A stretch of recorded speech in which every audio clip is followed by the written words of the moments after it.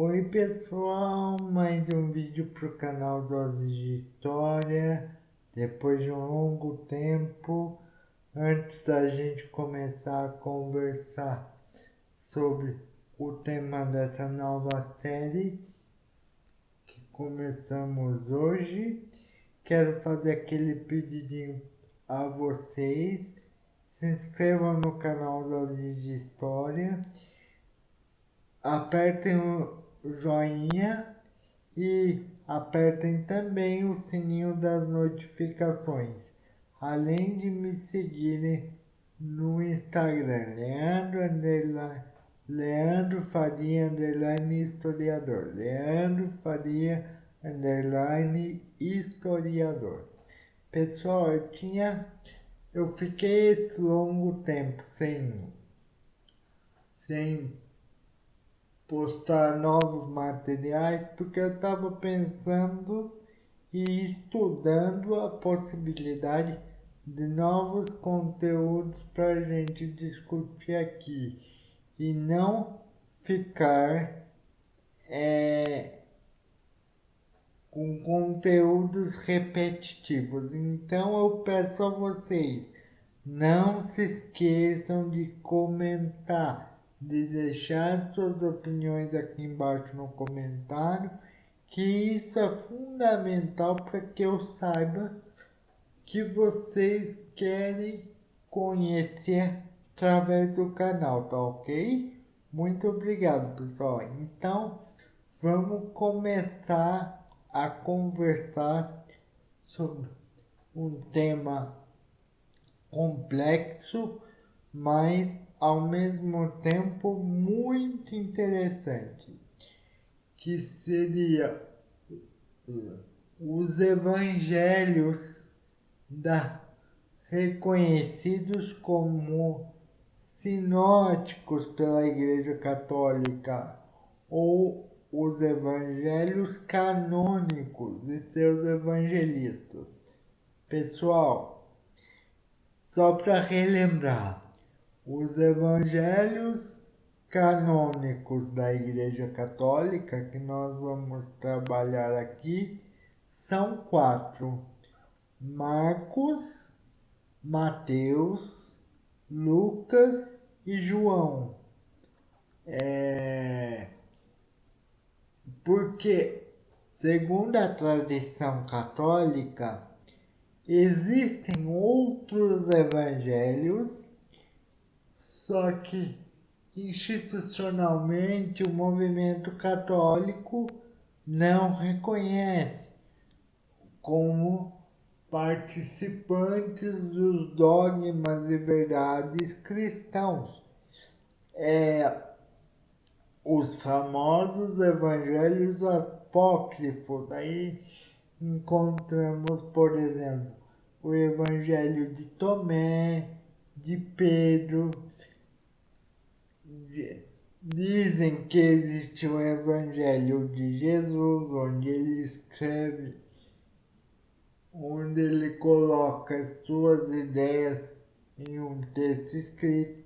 Isso tudo que eu estou falando, principalmente esse último Evangelho de Jesus, não se tem certeza da existência, mas os outros dois, de Pedro e de Tomé, já se sabe que eles existem. Simplesmente a igreja não reconhece como canônicos e participantes da doutrina cristã.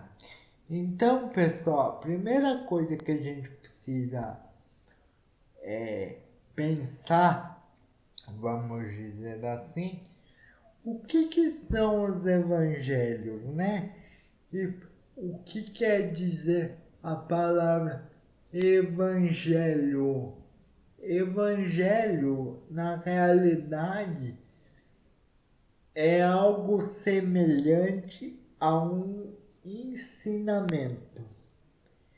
E os evangelhos, pessoal, os sinóticos, no caso, os reconhecidos, eles nada mais são do que textos desenvolvidos por esses 4 evangelistas, Marcos, Mateus, João e Lucas, para expor a visão de cada um sobre os ensinamentos de Jesus Cristo. E o que esses evangelhos têm de comum e de diferente, que a gente vai falar durante essa conversa, que vai ser feita em 5 episódios, pessoal. Nesse primeiro vídeo vai ser introdutório, como a gente está fazendo aqui. No segundo, a gente vai falar um pouco sobre o Evangelho de Marcos, que é o mais antigo. No terceiro, o Evangelho de Lucas, que é considerado o historiador dos apóstolos, digamos assim. No terceiro, o Evangelho de Mateus. E no quarto, o mais recente, digamos assim, dos 4 evangelistas, João, e falar um pouquinho do Apocalipse, que remete a um amadurecimento e uma interpretação um pouco diferente dos valores de Jesus. Mas o que eu quero dizer, para finalizar no quinto, pessoal, como que o cristianismo, nas suas vertentes, enxerga todos esses evangelhos, porque de certa maneira isso é o que dá o ponto comum entre todas as denominações cristãs.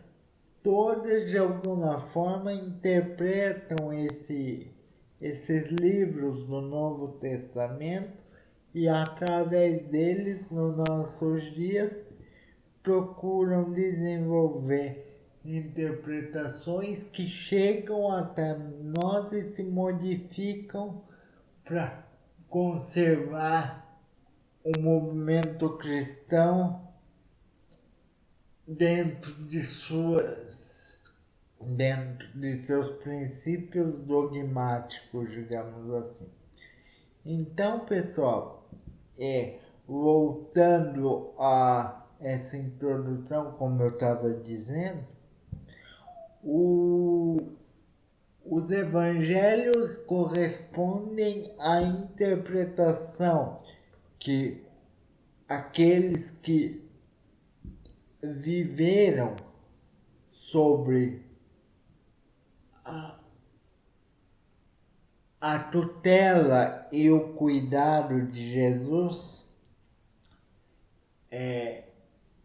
como cada um deles interpreta os valores e os ensinamentos de Jesus e como cada um elabora uma visão dentro de si mesmo daquilo que eles recebiam do grande mestre. E no caso dos evangelhos, a gente tem que ter uma visão muito cuidadosa, porque não necessariamente os evangelhos refletem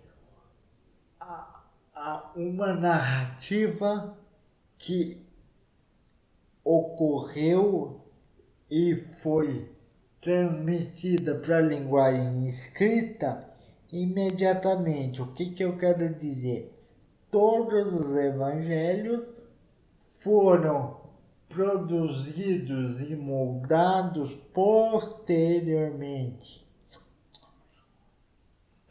Acontece que os evangelhos, quando a gente analisa com cuidado uma certa estrutura, a gente percebe que muitos dos evangelhos são construídos pela participação de uma elaboração de uma memória que às vezes aparece como fragmentada. O que eu quero dizer com isso? Embora na Bíblia apareça uma característica nos escritos do Evangelho de uma sequência lógica de fatos e narrativas, às vezes quando a gente vai analisar parte por parte, nós conseguimos identificar os enquadramentos de cada narrativa em lugares específicos, como se fosse um quebra-cabeça, digamos assim, para se ter uma sequência lógica de narrativa e de raciocínio daquilo que se pretende ser transmitido para os leitores e como valores dogmáticos. Mas além disso, pessoal, eu quero mostrar a vocês com essa série que os evangelhos têm um conjunto de características que fazem com que esse conjunto de textos sejam interessantíssimos para o aprofundamento do conhecimento do princípio do cristianismo, não necessariamente dos valores de Cristo, dos valores de